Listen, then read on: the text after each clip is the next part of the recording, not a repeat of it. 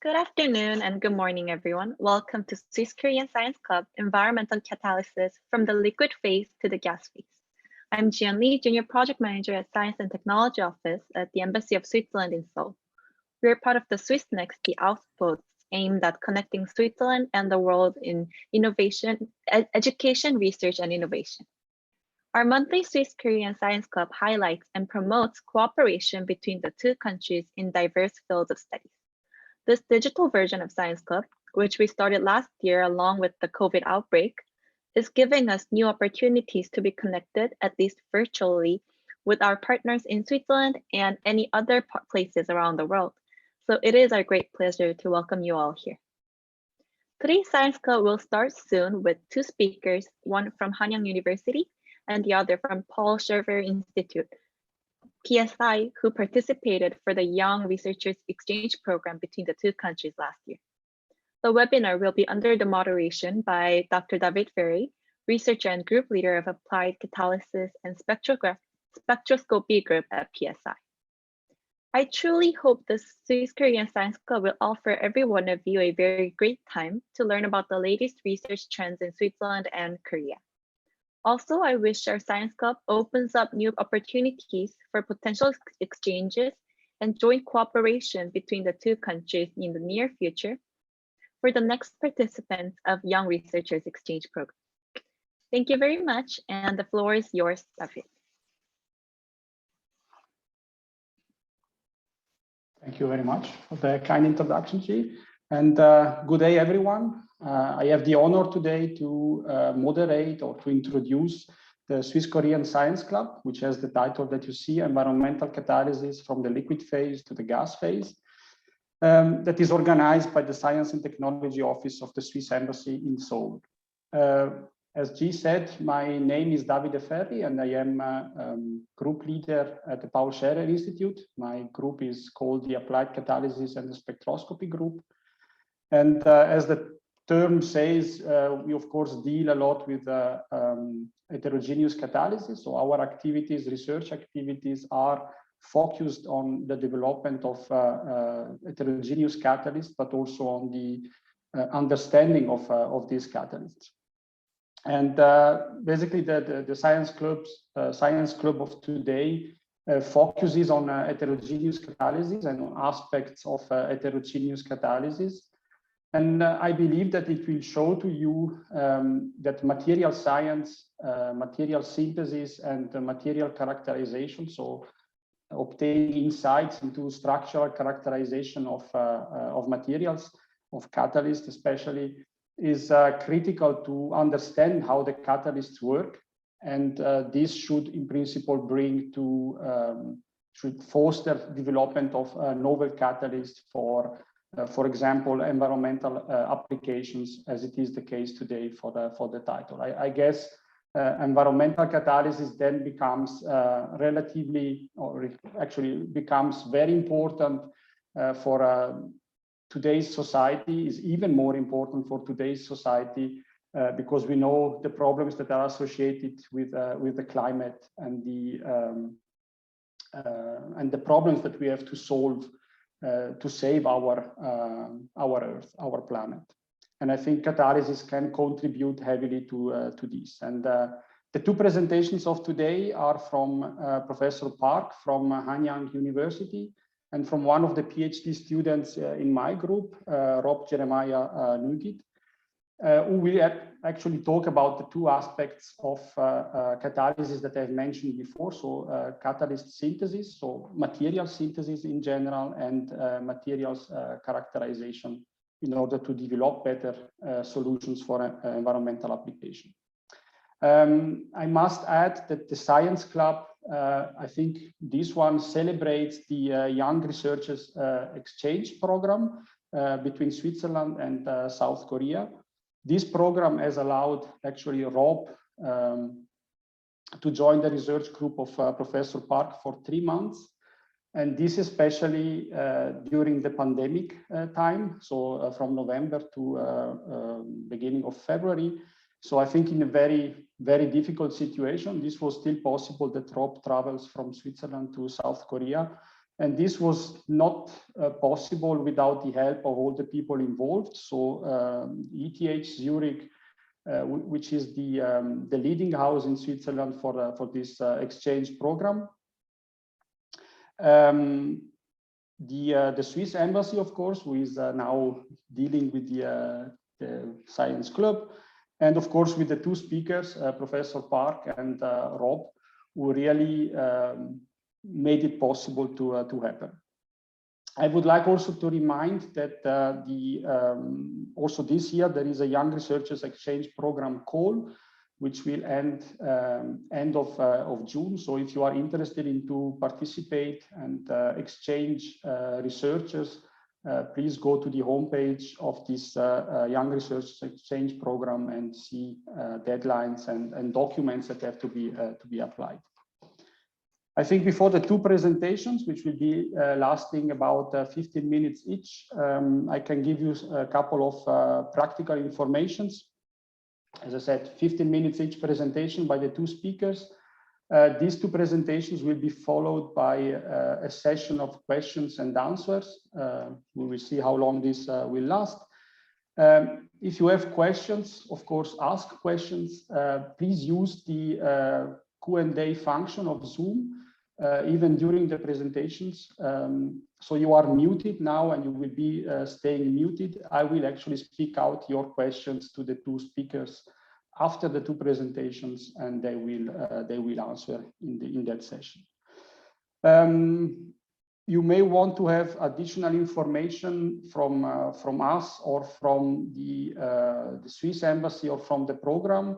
I think there is a further slide afterwards, which gives us the links that you can follow. Maybe you can change the slide to that links. Yeah, exactly. So this is the link that you should, or the links that you should follow in case of further questions or information that might be needed.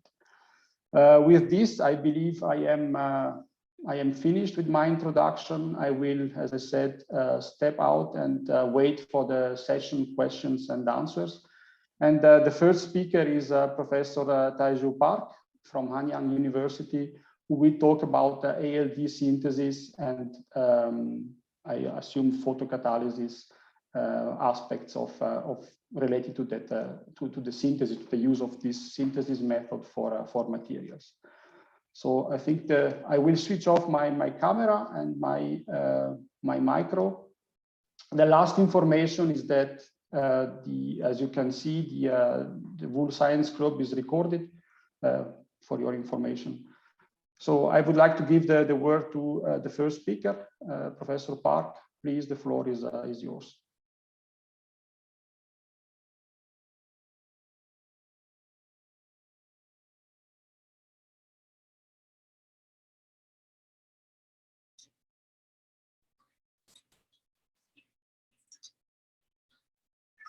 Can I share my presentation material now? Yes, go ahead, Professor Park. Okay, thank you for introduction. So I'm going to share my presentation material now.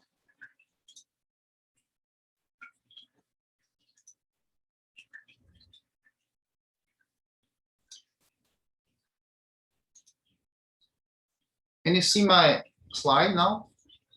Yep, it's good. Okay, all right. Can I start now? Yep, please go ahead. Okay, thank you.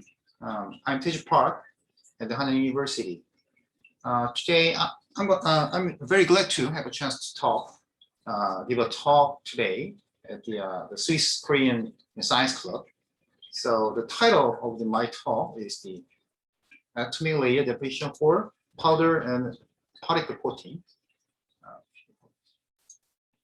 Okay, so especially for the photocatalyst today.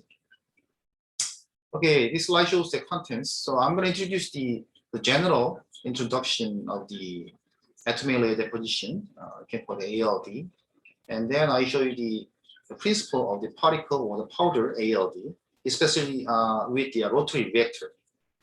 And then I'm going to show you the ALD results for the UV sunscreen and ALD stabilized photocatalyst, and then other applications, including the battery applications.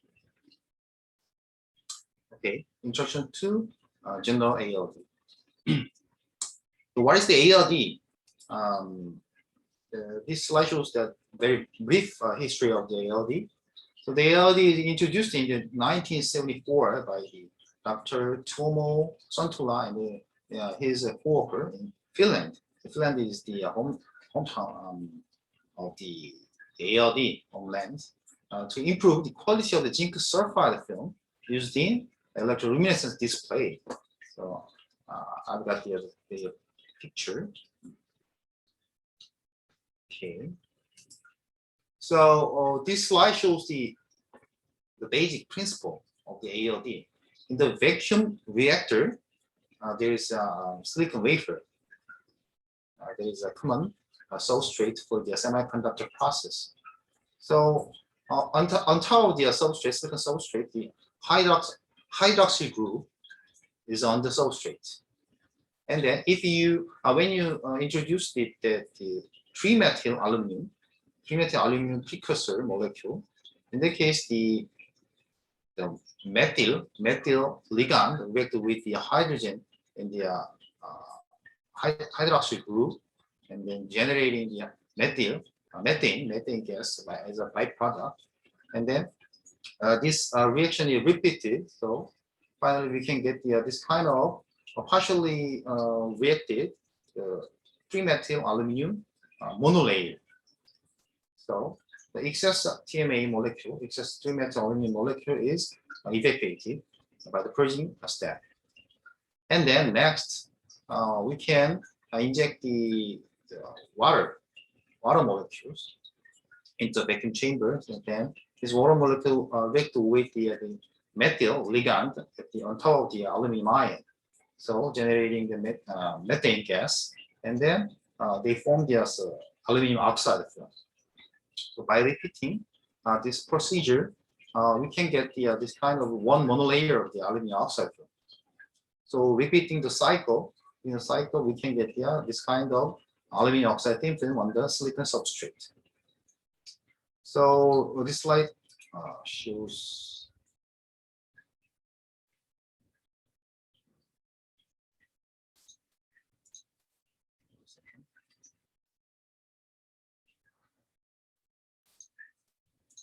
So this, I prepared some video clip.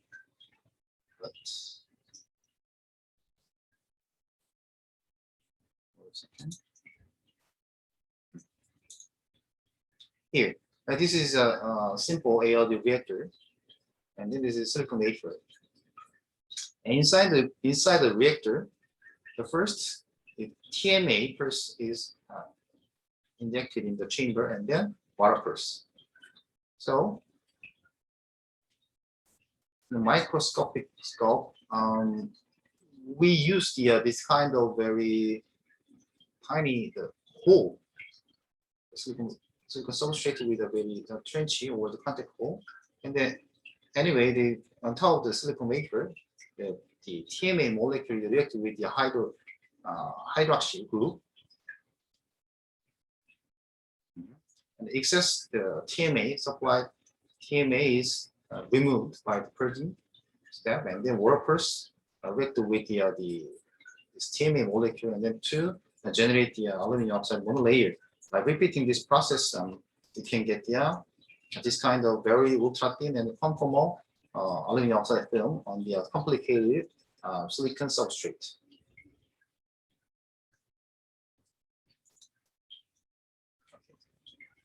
And this slide shows the features of ALD technique. There is many advantages in the ALD process compared to the PVD, the physical vapor deposition, and then conventional CVD technique. The first thing is the boosted coverage. You can see that this is the thin film, and we have very complicated substrate. So the ALD utilize the self-saturated surface reaction that means the chemical reaction between the reactant and the substrate. So it forms the thin film in the atomic level, the Armstrong level. That means a certain nanometer range. So since this ALD process utilize that kind of self-saturated surface reaction, we can get a very good stack coverage. And second advantage of the ALD process is precise thickness control. ALD is basically the cycle-wide process. The first thing is TMA first and the purgy, and then water first, and oxidant first. Basically, that is based on this kind of cycle-wise process. So the thickness can be controlled by the number of cycles, not the time, and then not the amount of the source molecules. And third advantage is we can deplete the various materials using the ALD. For example, metal oxide, funny metal oxide, the metal sulfide, of course, the pure metal, and the kind of material, many various material can be depleted using the ALD. The first advantage of the ALD technique is we can deposit some materials in the thin film at the very low temperature, typically under 300 degrees C. So, as I said, the ALD process utilizes surface chemical reaction. So, that means that the precursor molecule should not be decomposed. That means we have to lower the process temperature. That means that is interesting, but we have to lower the process temperature, but that means that we can do the deposition at the low temperature. So even in the organic material substrate can be used as well as the semiconductor substrate. And then the final advantage is not the advantage, but nowadays that can be the advantage. The low throughput. Despite of many advantages of the ALD process, that low throughput, that means the growth rate of the ALD film is very low. So frequently the low growth rate is pointed out as a drawback of the ALD. But nowadays with the miniaturization of the electronic devices, that it turns into the advantage. That means the delicate thickness controllability. So, and then the throughput, the problem is partially can be solved by the batch type process.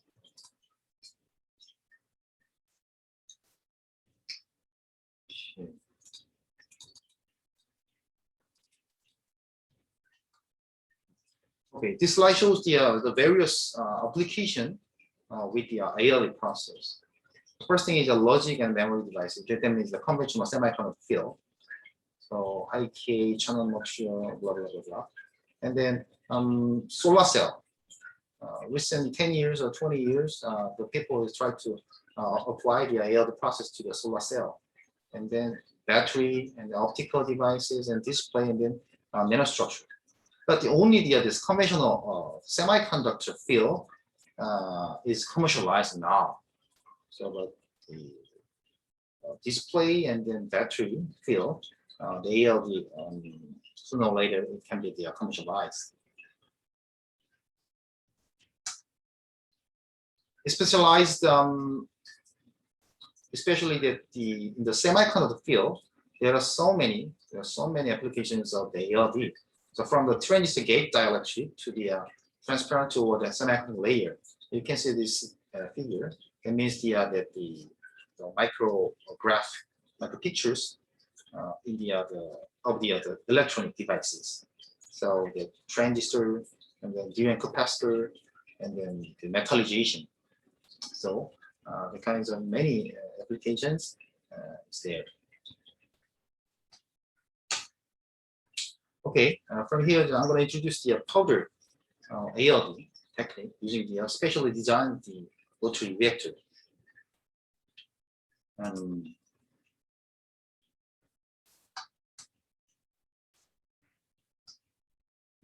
Here, there are many applications for the powder ALD to form the core shell structure. So for the catalyst and the cosmetic and then the energy storage, including the lithium-ion battery, and then bio application, and the solar cell based on quantum dot or die.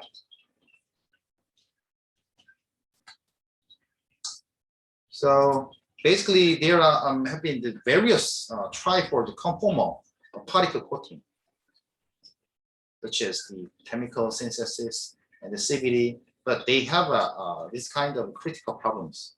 So a new particle coating method should be introduced to solve this problem, this kind of problem.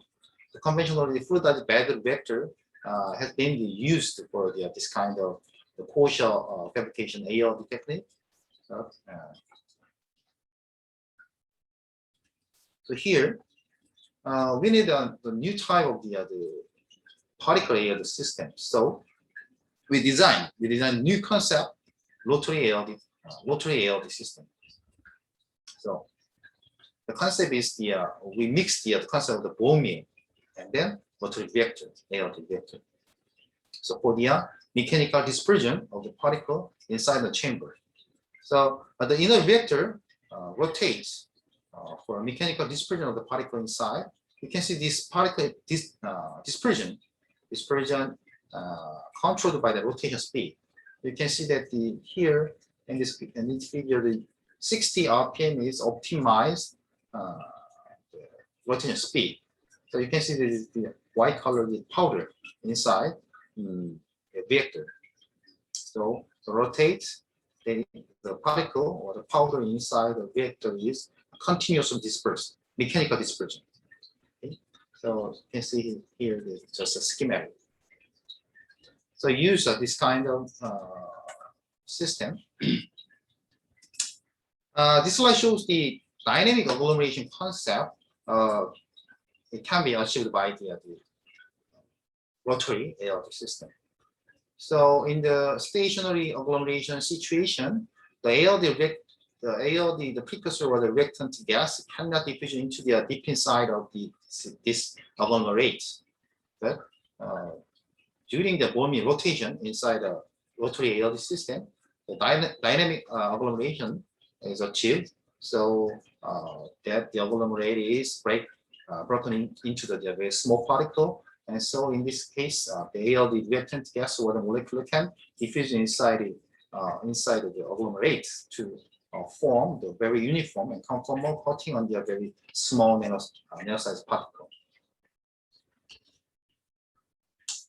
Here, we depicted the aluminum oxide on the silicon nanoparticle. You can see the extremely uniform and thin film here. You can see this.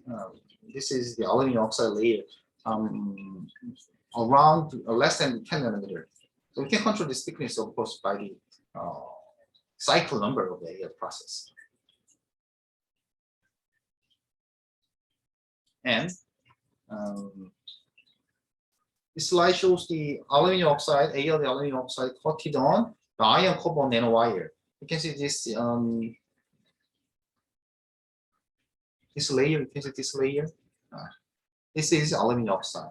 Of course, the black line is the black material is the iron carbon nanowire. So as you can see, we can control very precisely the deposition behavior to the nanostructure, this kind of nanostructured material using the rotary ALD. Okay, so I'm going to introduce the application, some applications using the quotient structure fabricated by the powder ALD system. Here, TiO2 is the in the UV sunscreen, the cosmetic.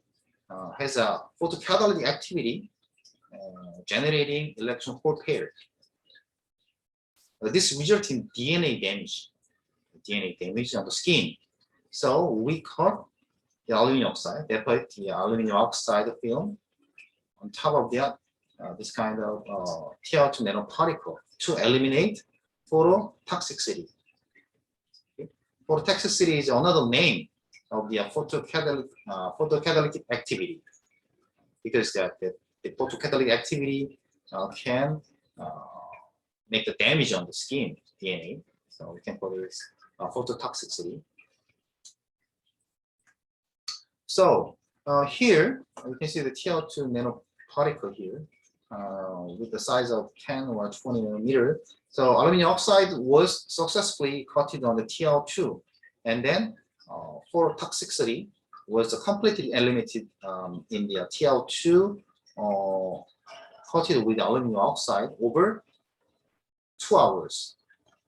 So, and then interestingly, that we can control the optical observance and the reflectance and then transmittance of the particle using this kind of total reflection inside of the multi-layered portion particle. So you can see here, you can control the observance, especially the UV range.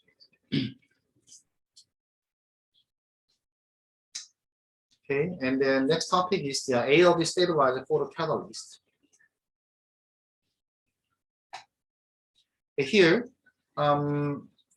zinc oxide has the better photoactivity than the TL2, but is prone to photocorrosion, very weak for the water with the light. So we deplete ultra thin TiO2 on the zinc oxide. You know that TL2 is a very stable material compared to the zinc oxide.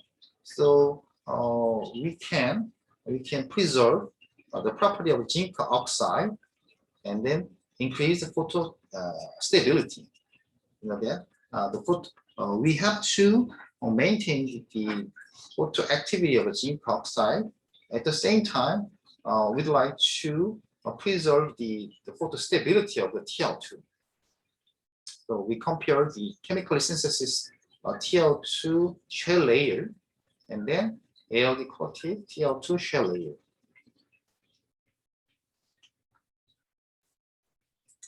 So we did a cyclic photo degradation test to examine of the photoactivity and photostability using the dye degradation. So dye degradation means the photoactivity.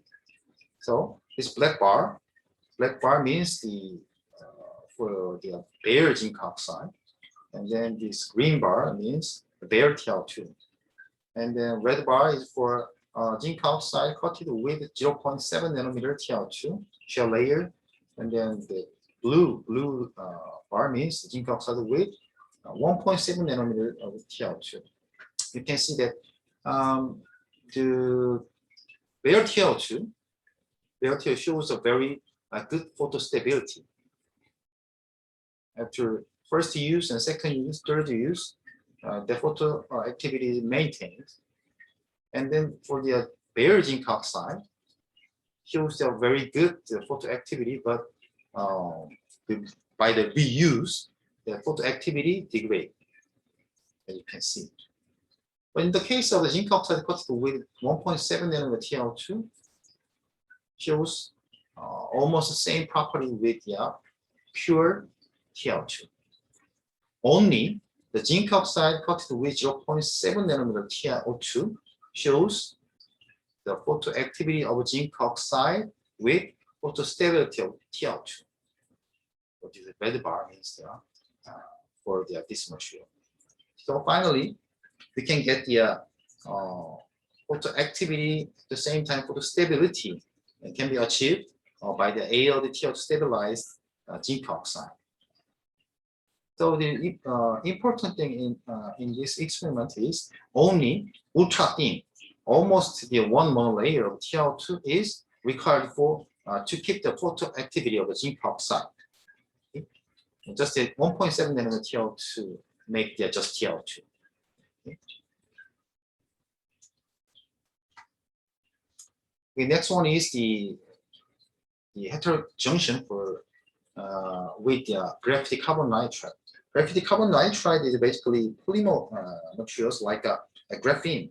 And this is a very good visible light photocatalyst, but has a very high recombination rate by the surface defects and the edge defects. So we made a metal oxide heterojunction structure using the zinc oxide or zinc sulfide. So you can see the ALD film grow on the defective side on the graphite carbonate surface or the edge. You know that edge is the representative the line defects in this kind of nano particulates materials. So finally, by the ALD metal oxide, just only 5 cycles of TiO2 ALD layer, we achieved low recombination rate with the 3 times higher photoactivity compared to the bare graphite carbon nitride. So you can see here in the TMEs, you can see this this line. This is TiO2 layer grown on the GCN particle, and then here you can see the particulated the TiO2 thin film on top of the GCN particle. So this is the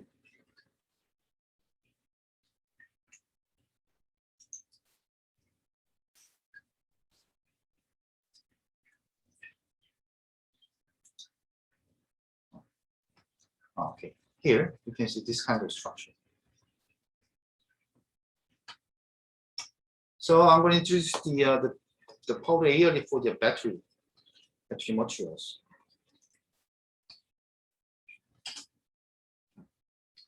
So nowadays, the ALD, aluminum oxide, and TiO2, and zirconium oxide and zinc oxide, this kind of the oxide materials, and then phosphate and the fluoride material is used for the cathode materials in the lithium ion batteries. Of course, that is under study. So this kind of coating layer on the powdery materials for the cathode of the battery make the resulting the longer lifetime without the degradation of the properties. So, but there are many issues for the application of the ALD to this kind of material. Is which one is better, ALD on the electrode or the particle itself, or how can you control the chemical resistance and the ionic conductivity, electron conductivity, and so how can you make the lithium compound, and how can you control the composition and the dissociation? Now, this kind of very complicated issues is there. And then, other than the cathode materials, the ALD can be used in the anode materials for the battery, and then even in the solid electrolytes. And then the ALD coating on the sulfide powder materials. And then recently, people try to apply the ALD process to the lithium-ion battery fabrications.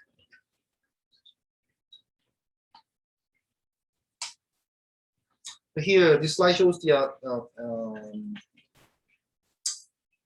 possibility or the feasibility for the mass production, the ALD system. So, but many people ask me we can make a mass production level system for this kind of powdery ALD system. But we can see easily, you can see the mass production level Ohmium system with a very large capacity. And then also we can find the large scale ALD in the semiconductor field is not that hard. So based on this kind of the system is already exists, that means it is not that hard to develop the coating mass production system, of course the ALD. So of course I hope that.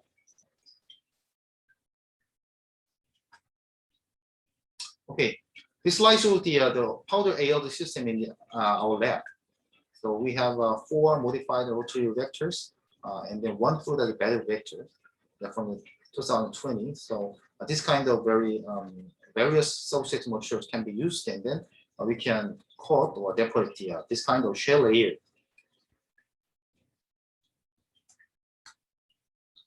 So this is the patents from my group and the related publication list of my group using the rotary ALD system. Okay, thank you for your attention.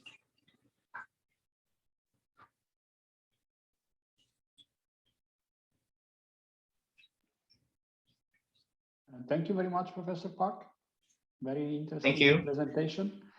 I think we continue with the next presentation, which is from Rob. So I ask you, Professor Park, thank you, to meet you and to switch off the video. And I ask Rob to share. Yeah, it's coming. Perfect. So the floor is yours, Rob.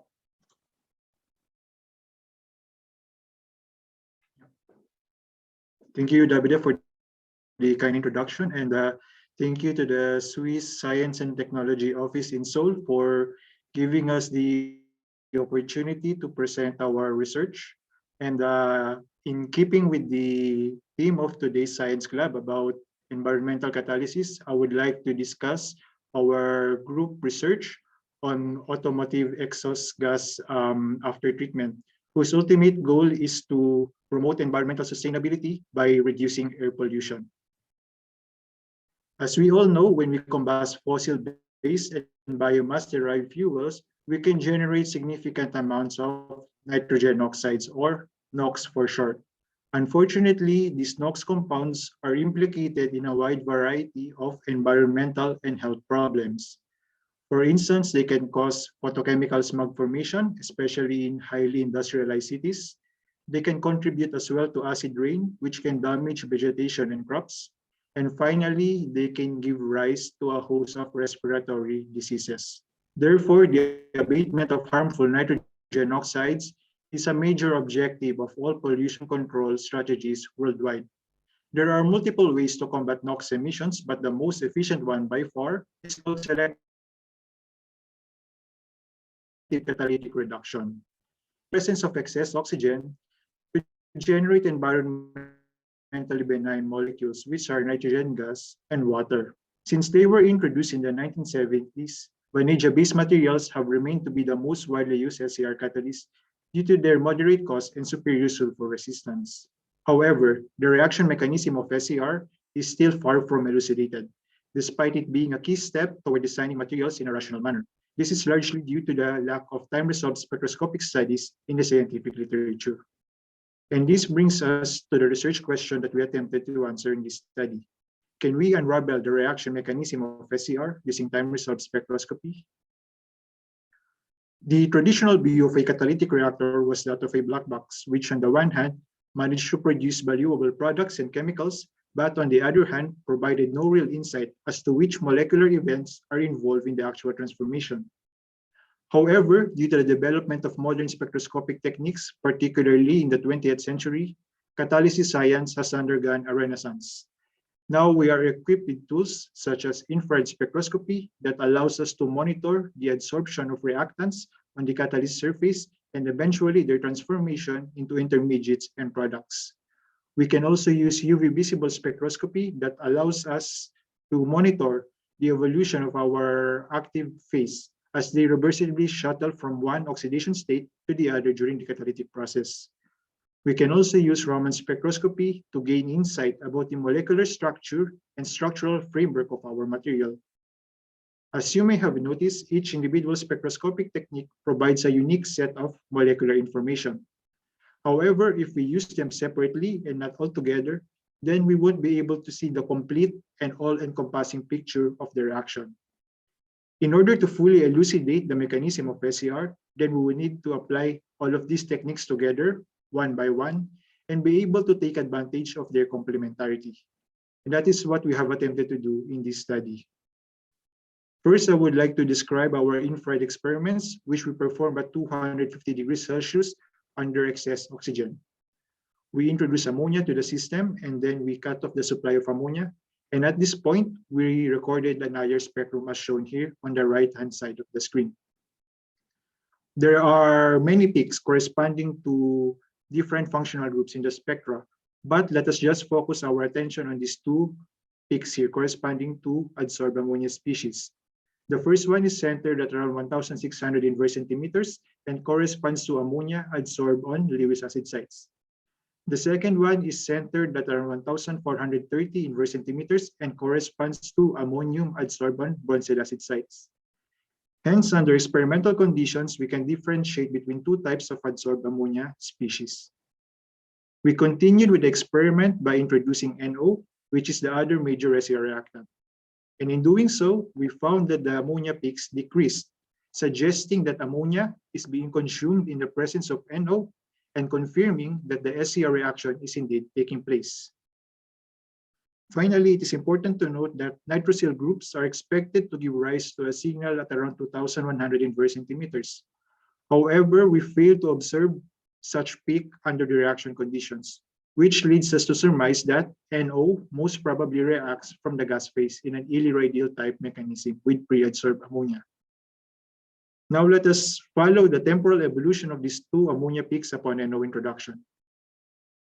As we have seen in the previous slide, both ammonia peaks decreased upon NO introduction, but they did not do so under similar kinetics. In particular, ammonia adsorbed on Lewis acid sites, shown here in light green, were consumed preferentially over those adsorbed on bronzed acid sites, shown here in dark green. We also observed that the evolution of water, which is one of the products of SER, corresponded to the decrease of ammonia adsorbed on Lewis acid sites. Therefore, this leads us to conclude that Lewis acid sites are actually the active sites for SER. Next, I would like to describe the second part of our experiment where we use UV visible spectroscopy. Essentially, we followed the same experimental sequence as before, which consisted of ammonia introduction and then desorption. This is the UVB spectrum of our catalyst sample. And now let us focus our attention on this region of the spectrum, which corresponds to the DD transition band of vanadium 4+, which is the reduced form of our catalyst.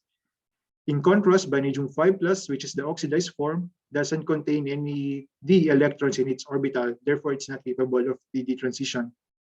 This simply means that if this band goes up, then we increase the fraction of vanadium 4+ and we have a net reduction.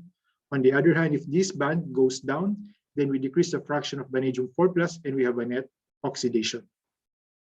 We continued with the experiment by introducing NO, and in doing so, we saw that the DD transition band increased from black to green, suggesting reduction. Initially, we have vanadilyl species in the +5 and +4 state. However, when we introduce NO from the gas phase, then the SER reaction kicks off and we see vanadium 5+ being reduced to vanadium 4+, as we see clearly in this graph here. Then we collected another spectrum at a much later point. And interestingly, we found that the DD transition band actually decreased from green to purple, suggesting oxidation. Why is this so? Remember that we only have a finite supply of ammonia on the catalyst surface because at this point, we have already cut off the supply of ammonia from the gas phase. Therefore, when the adsorbed ammonia species were completely consumed by NO, then this reduction half cycle can no longer take place. Instead, oxygen, which is always present in a gas phase, will have the opportunity to reoxidize vanadium 4+ to vanadium 5+, effectively closing the catalytic cycle. Hence, that is the reason why we see this reoxidation.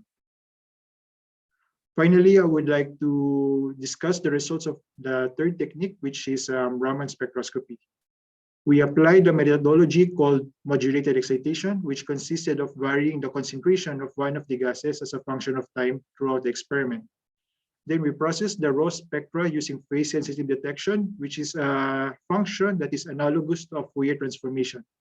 And what it does conceptually is to filter out or remove the signal from the spectator or catalytically relevant species, and at the same time improve the sensitivity towards the signal of the active species, as shown here in the simplified diagram.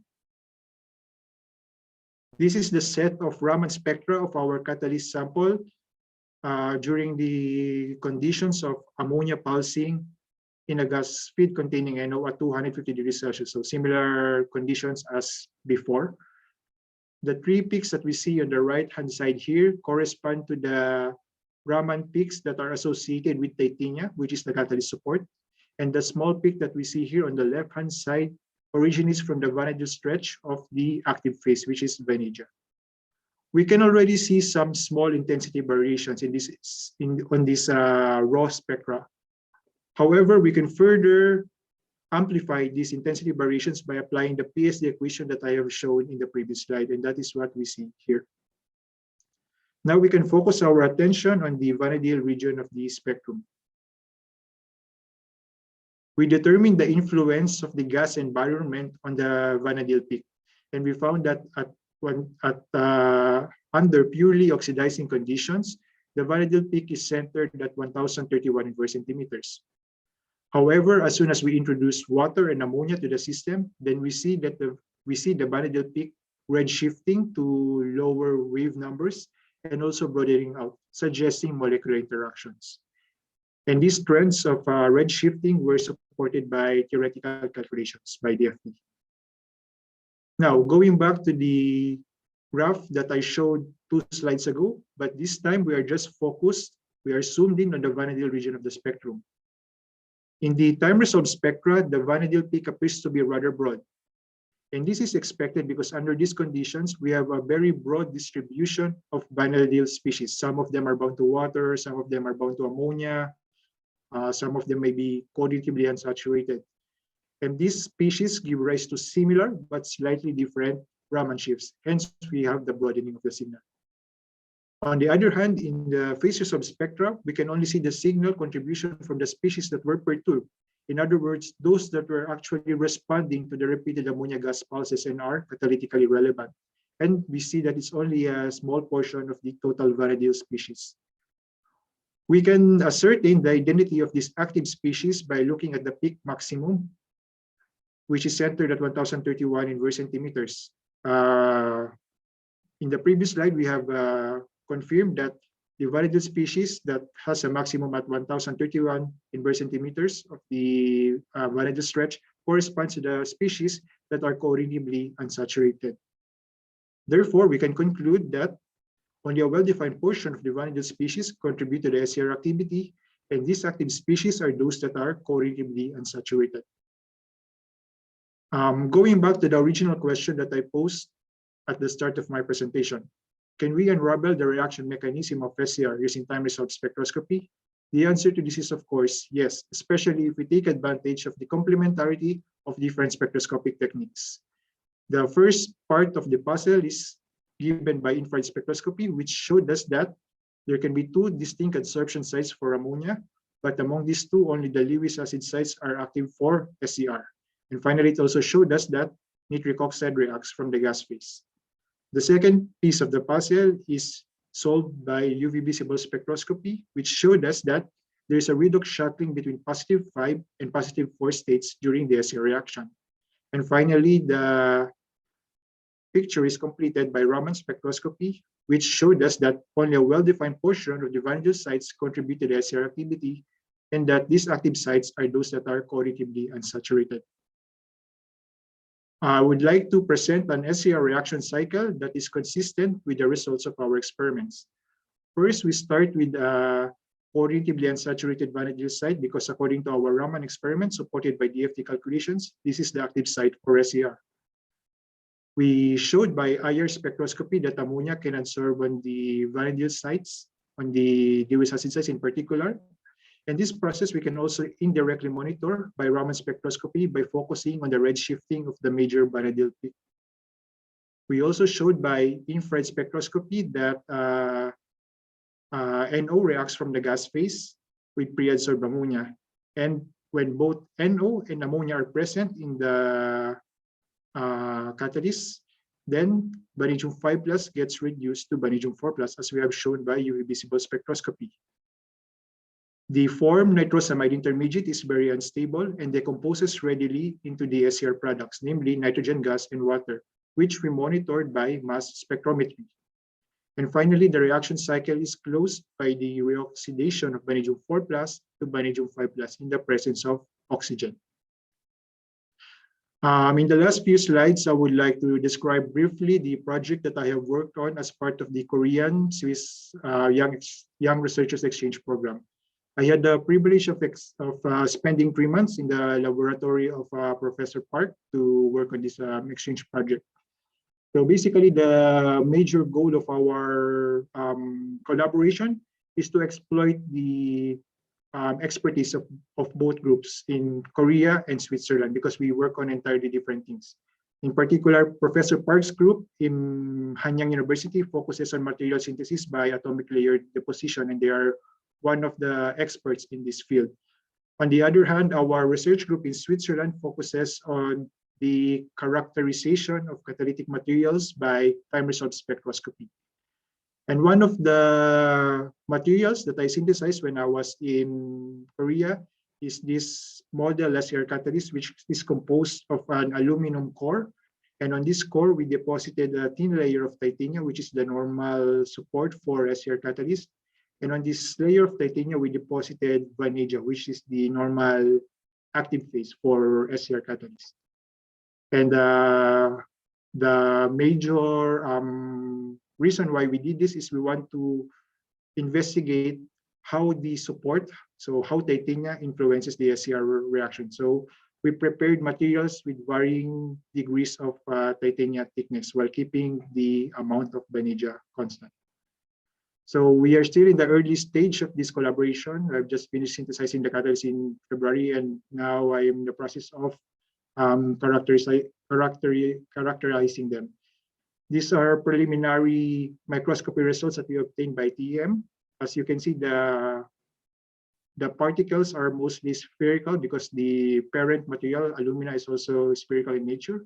And here on the bottom, we can see TEM EDX maps of the TEM images. And we can see that titanium and vanadium are concentrated on the places where we have the core of alumina. However, we need further characterization results in order to really ascertain that we have the core shell structure that we plan to synthesize. And at this juncture, I would like to inform you that the call for the next batch of Korean-Swiss Young Researchers Exchange Program is now open. So any doctoral student working in Korea or Switzerland are eligible to apply. And this exchange program covers the travel costs and monthly living allowance for 3 months. The deadline for the application is on June 30, 2021. For Swiss researchers, you can refer to the website of CH-ROK, and for Korean researchers who want to go to Switzerland, you can refer to the website of NRF. And I would really recommend this program to anyone because I personally had a good experience, not just working in the laboratory of Professor Park in Korea, but also interacting with the members of the research group. And also for me, my exchange turned out to be not just scientific, but also cultural. And with that, I would like to thank my supervisors, Professor Oliver Crochet and Dr. David Ferry in Switzerland, and also Professor Teju Park in Switzerland, in Korea, sorry.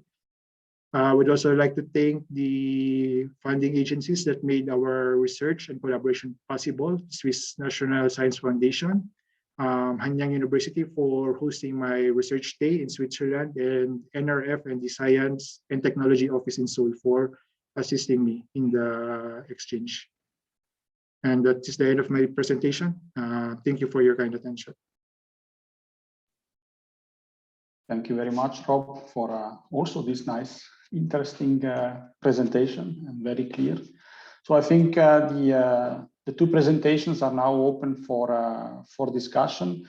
I don't see any question in the Q&A application. If anyone has any question at any time, please write it down there. I will then speak it out. So since there is no question, I guess it's my turn to bother a bit the two speakers. We don't have so much time, so I will have maybe 1 or 2 questions each. And I would like to start with Professor Park. So thank you again for the very nice presentation on the ALD synthesis method, which I consider one of the most promising methods, modern methods to really design interfaces. Of course, I consider it for catalysis, but you have also showed very nicely that, I mean, the application is really broad. The application spectrum, it basically covers many research topics and many actually topics that are relevant to applications. I had a question at the very beginning that you solved during your presentation was the scalability of the method, and you showed that it's You have showed these three pictures where you have really large reactors for the ALD synthesis, rotary reactors, and so on. One of the advantages of ALD is that you are able really to make very nice, very uniform coatings on flat surfaces, but also on powders. So my question by the large-scale facilities or the large-scale production would be whether you can really ensure the quality of the films, because normally when you scale up, it doesn't always go 100% the way that you would like to have. So is the quality of the coatings that you obtain by ALD in large-scale production comparable or of the same quality of the small-scale production? Yes, and thank you. Very good question. So, always there is the kind of question for the scale of problems. So but ideally, basically the quality of the thin film on the nano powder, even in the larger scale mass production system, they could be same, but nobody knows. But one of the Korean company, the Samsung something company, is try to make the mass production system. And now they have a pilot system, so they try to stabilize the mass production system. But of course, there is many problems. But there is the purpose of this experiment is the keep the same the quality of the coating layer even in the mass production system. But nobody knows the quality can be maintained or not. Okay, yeah, thank you. Well, it's a discussion, right? So there is a question from Zazo Mays. Sorry if I don't speak well the name. So to Professor Park, would it also be possible to use ALD to half-coat colloids, Janus colloids? How uniform controlled would this be? I'm not the expert for the nanomaterial itself, so I don't know the half-coat colloid. Why is that? Could you please explain this?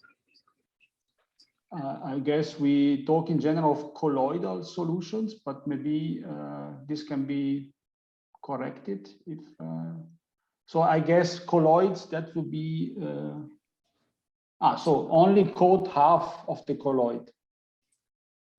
Basically, the ALD process is the dry process. So that means the colloid means there are some particles, symmetry. Yeah. Basically, that ALD process is the basically dry process. So I don't know that in the particle inside the liquid, that is impossible to put the kind of material. But even in the very some individual particle, in the case, to make it asymmetric, that means the half coating can be possible to use the PVD system, such as sputtering.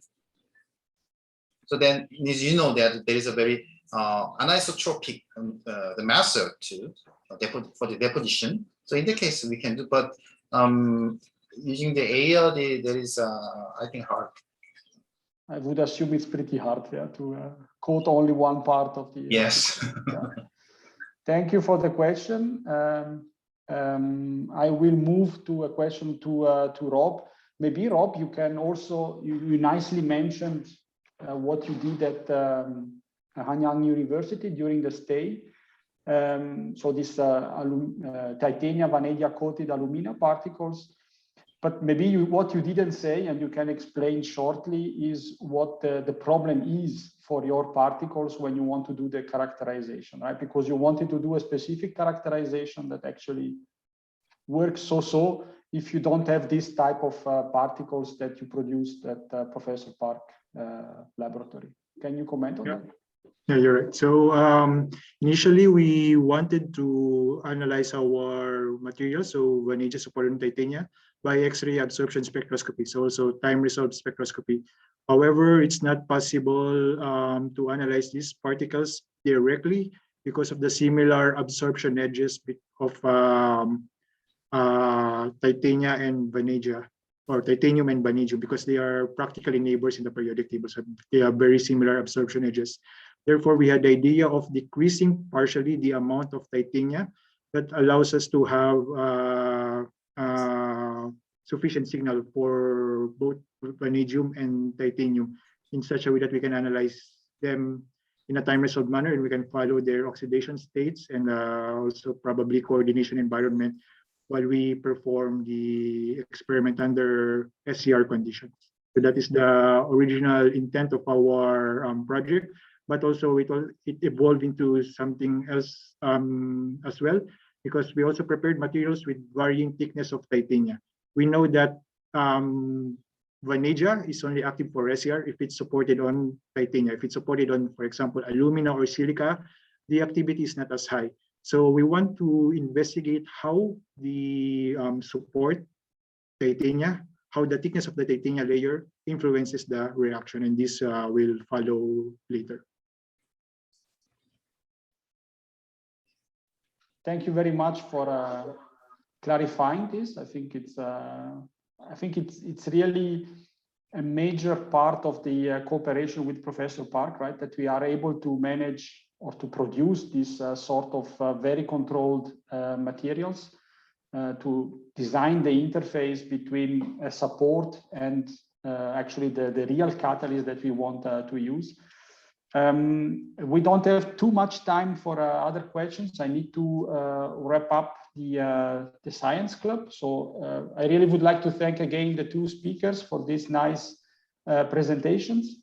I think they have demonstrated advanced synthesis methods which allow us for any kind of application, almost I would say, to engineer very precisely and to design very precisely metal oxide interfaces, so mixed metal oxide interfaces, and also characterization of this sort of materials for the specific case of Rob and my group, Catalyst. But I think these materials or these methods that Rob has demonstrated can also be used for a wide range of materials, not just catalysts.